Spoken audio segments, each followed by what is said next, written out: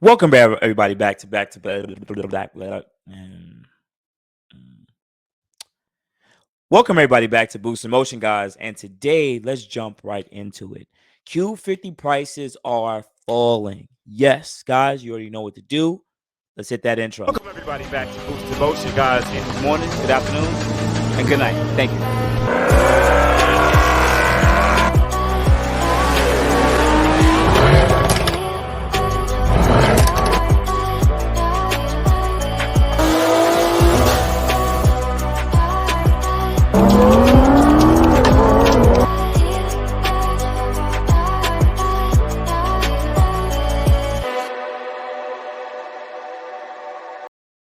Welcome everybody back. Welcome everybody back to the channel. First thing, shout out to my Boost in Motion family. I know you guys have already hit that like button.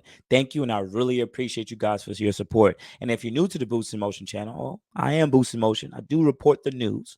But in this video, we're necessarily going to talk about car prices. But because, a lot of my viewers are Infinity guys, we're talking about Q50s in this case. If you do want a car possibly reviewed, do comment below. Maybe I have some BMW gang that follow my channel too. So I am thinking about making an M3, M4 update on prices and everything for you guys too. But anyway, guys, let's go. Let's jump into it. We're gonna head over to Car Gurus, right? And Car Gurus is a website that I like to use because it gives price trends based on retail value of the dealerships they're charging, and they just record it and give you a nice X and Y graph. Cool. So I already plotted some of the points. 2014, 3.7, 2016, VR30, of course, 2018, because this is when they have the newer bumper, and 2020, because some of you guys just don't want to purchase a car that's like 3 or 4 years old. I get it. I understand. Anyways, let's go. Let's jump into it. So, if you guys take a quick look, right? The car prices of the 2014s on average went down about in the last 90 days. They're saying about almost 7%. But notice that the car started off around 21.5 and then now it's around 19.5. So there are big there are some big decreases in the pricing. Look at the black line here, the 2018s. I also see the blue as a blue line here, the 2019s. I don't know why 2019s are there. It shows 2019. That's super weird. I don't know why it's doing that. But nonetheless, you can see on average the prices are going down, especially the 2020s. They were 36 and now they're almost 31,000. So the market is definitely decreasing a lot within the last year. But we're going to make a big change here. And what we're going to do is this, because everyone keeps forgetting this part. I choose my car prices based on where they were headed 2 to 3 years ago. You got to go back to 2019. So what we're gonna do is put in 2019. That's gonna give us a graph with 3 years of information. Remember, some of these cars were already depreciating. Bear with me, guys. I got a hair in my eye. God damn it. Were already decreasing 3 years ago. But because what happened in the last 2 years of what we dealt with, it affected car prices, and that's most likely a black swan event. A black swan event is just something that just happens in the world and there's just no control. It was never really planned, even though some people will say it was planned. Nonetheless, it created some disturbance in the pricing. So let's put that in. Let's update this chart and let's see what the real prices are going to be on where they're headed. Cool. So now we have the 2014, 2016, and 2020. I don't want to confuse you guys. Let's start with the 2014 Q50s, right? 2014. So they were in 2019, that car was going for $16,000 3 years ago, around the same exact date. And it was depreciating, right?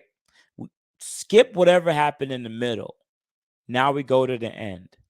The 2014 Q50 now is at about $18,000.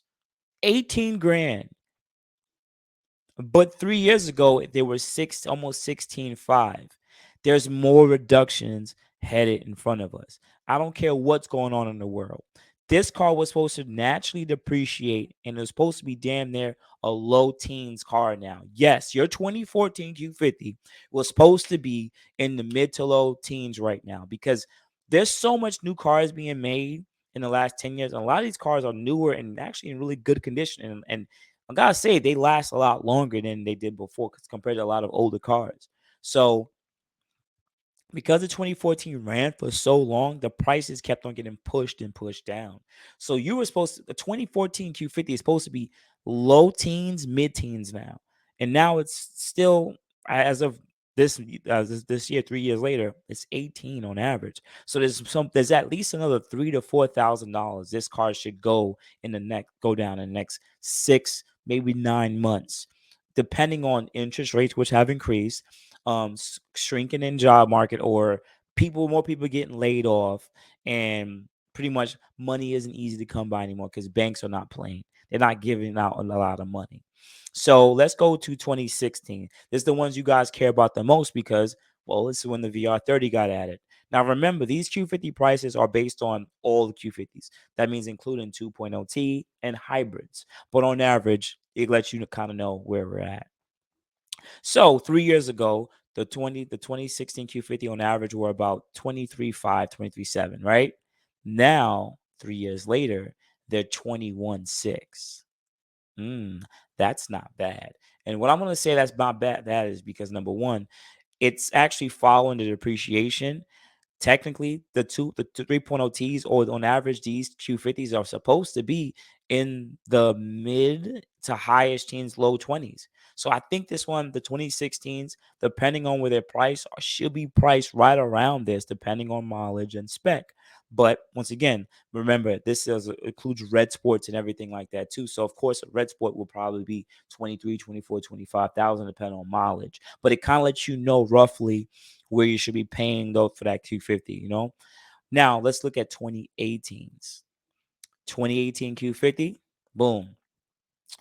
2018 Q50 is a freaking problem here.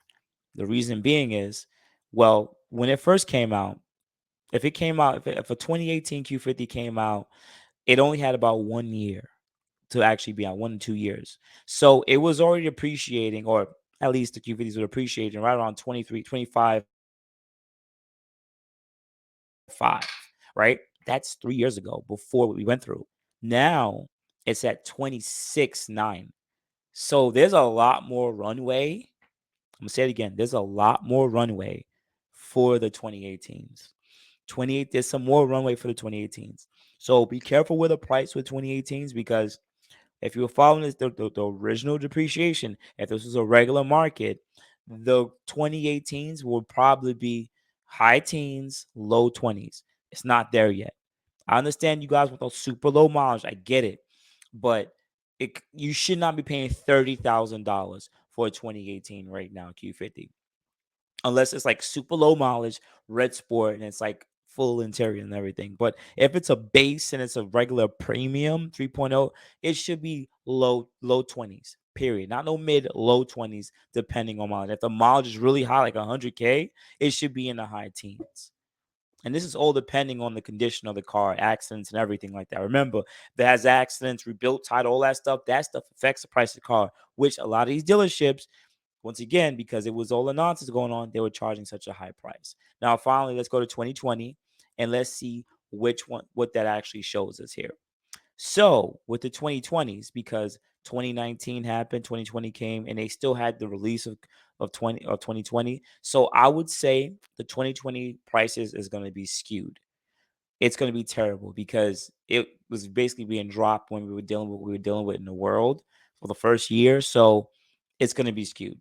So remember, it's going to start off at $50,000 because they just came out, and we're going to look at it a little differently. It dropped to a low price of 29.7. This was in early January, February of 2021, which is about almost 18 months ago or something like that. Almost full 2 years ago, right? Almost. And they were going for about $30,000. But that's because of what was going on in the world. So I would say the 2020s got fluffed up, as you guys see. We're going for $37,000 in 2022. Comparing that to the other ones, let's take a quick look, right? Let's take a quick look back to the 18s and 16s and 14s, right? Let's see if it follows the natural curve. And they all seem like they follow the natural curve, but then boom, it actually started to get depreciated once again this year, and it's right around $31,000. Now compare that to the 2018, which is at about 26. Is right on 26. So I would say the 2020s are following the similar depreciation, but to be honest with you, I would aim for high 20s, low 30s, which is probably on par here.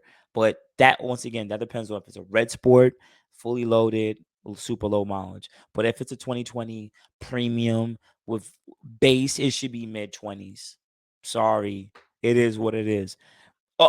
Basically, I take it like this: a 3.0T base like Lux should be the price of, with super low mileage, should be a price of like a red sport of like 2 years ago with like higher mileage. You see what I'm saying? Like they're going to be very similar. You're going to see a lot of overlapping of prices and trim levels because they were making this car from 2016 to 2022. So it's really what you want to choose to pick.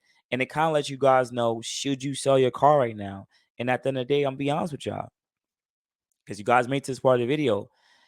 If you can still sell at a profit and you possibly want to hop into another car right now, this may be the time to do so.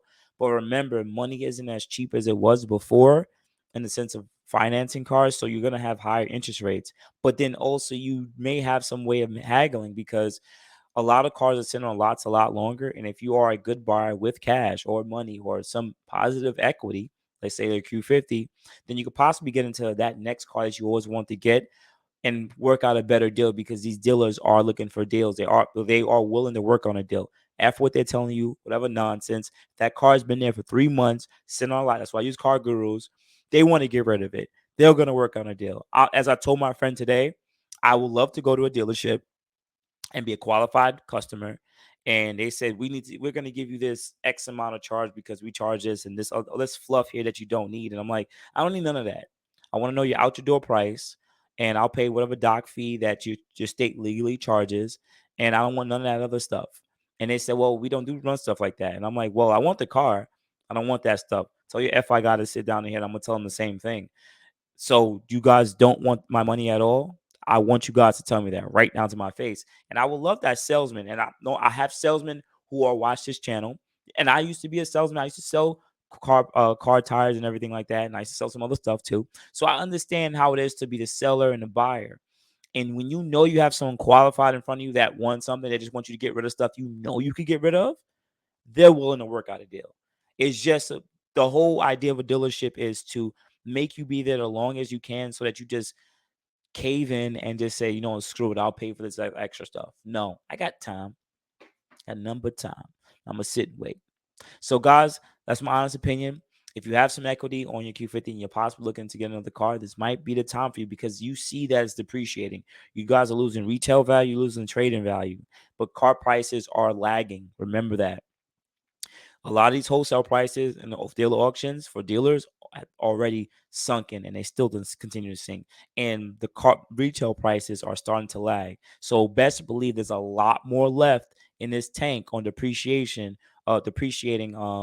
retail values. So once again, this is the time, this is one of the last times you're going to have the ability of possibly selling your car for what you bought it maybe a year, 2 to 3 years ago. So then think about it. Outside of guys, you have a good morning, good afternoon, good night. I really appreciate you guys for tapping in with this video. It's a little long, but I really hope that it gave some informative information. And if you do want me to possibly look into another car, let me know. Let me know. I'll take a look at it. And I know I have some BMW guys here who I'm gonna say it on video.